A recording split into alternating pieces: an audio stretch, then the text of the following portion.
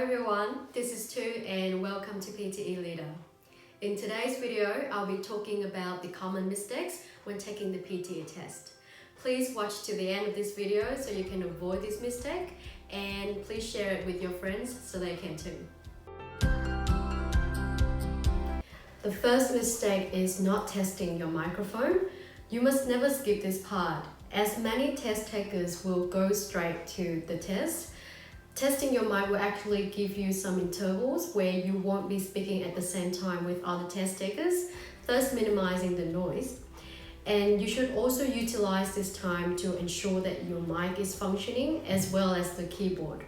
And another important factor in the current COVID situation is how you sound with a mask on. So if you're required to wear a mask on the test day, make sure that you check that you speak clear and loud enough with your mask on. The second mistake is talking for too fast or too slow. It's a common myth that the faster you speak, the better, but that is rather incorrect. Try to maintain a steady and stable pace. The third mistake is talking too loudly or too quietly. You'll receive a warning and even get kicked out of the test room if you speak too loudly. This should be avoided. Speak normally and test how you sound at the beginning. The fourth mistake is pausing too often and or for too long. As mentioned in the previous video, oral fluency is one of the marking criteria.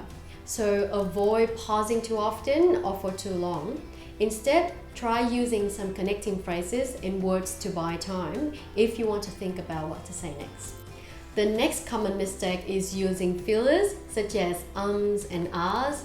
And another mistake is repetition. So if you make a mistake, don't correct yourself, move on. The next mistake is not chunking or pausing correctly. So the algorithm is designed to examine your ability to produce native fly speech.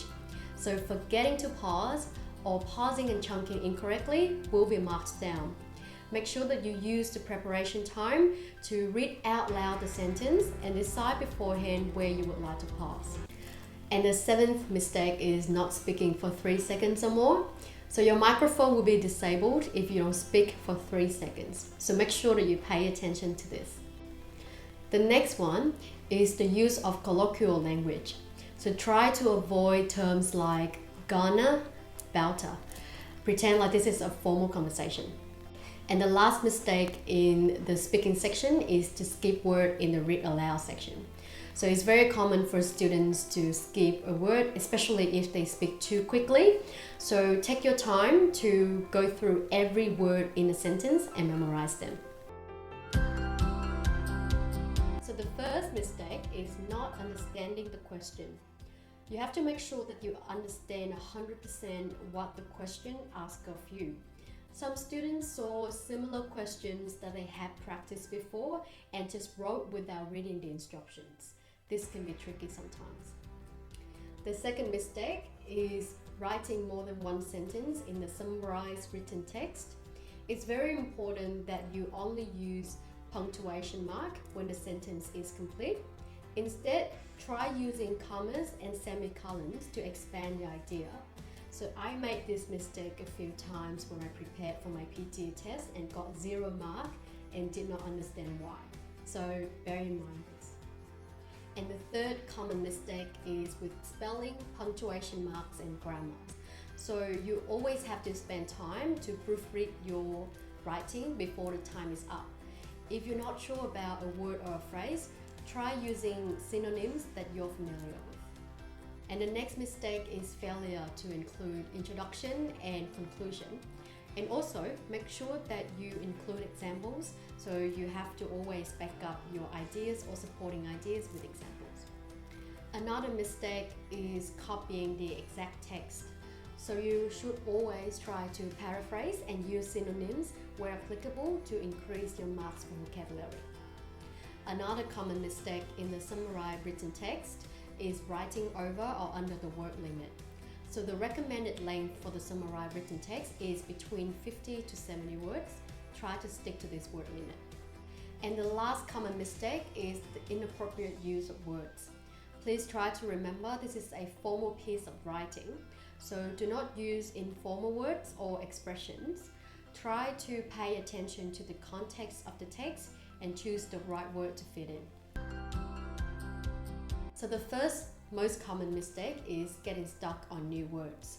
So you should get into the habit of guessing words in context so that you will be able to move on and understand unfamiliar words. Remember that you don't need to understand every word in a sentence to be able to answer the questions. And the second mistake is reading through everything instead of skimming and scanning. So you will not be able to go through everything in detail. So you should practice skimming and scanning, reading when possible, to understand the crux of the problem. And the third mistake is that you leave the answer box empty or that you don't check your spelling in your answers.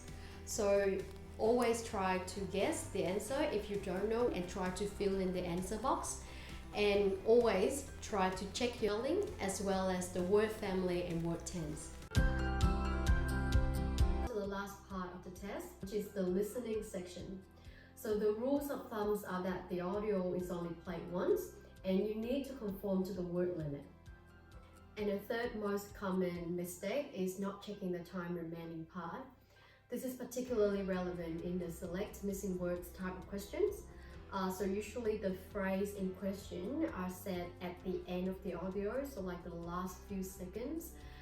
So students make sure that you pay extra attention to this. And another type of mistake is not reading while listening. So you need to read ahead of the text while the recording is playing so that you'll be able to preempt what types of word or word family that is going to suit. And this is also relevant in the highlight correct summary part. And the last common mistake in the listening section is not moving the mouse. So in the highlight incorrect words or fill in the blank type questions, you need to move the mouse as you go so that you will be able to catch up with what the recording is saying. So that's the end of our video. I hope that it was helpful. At PTE Leader, we're very passionate about helping you achieving your desired PTE score.